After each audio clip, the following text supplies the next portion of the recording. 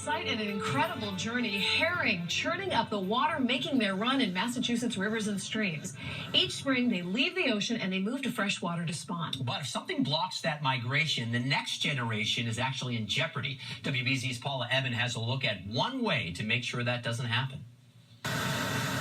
Herring. Hundreds of them are swimming against the rush of water in Herring Brook in Pembroke. You're looking at sheer instinct. The fish know they have to battle upstream to lay eggs. In the spring, as we have the temperatures warm up and increased flows out of our rivers, that cues them to come in. Samantha Woods heads the North and South Rivers Watershed Association. One of her missions is to make sure the herring can get to where they need to go so the species survives. The roadblock?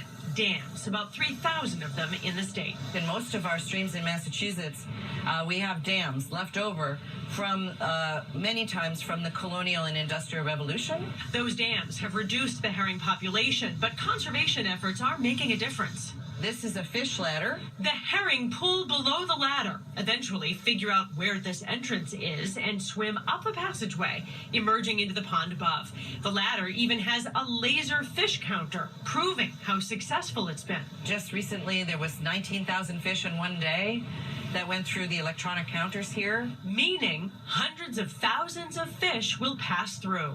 That being said, in the time of the Wampanoags, there would have been millions. Why are the herring important? Because other species rely on them for food, from bigger fish like striped bass to many birds and other critters. They're still in their recovery phase, and they need more help to be able to have their populations recover.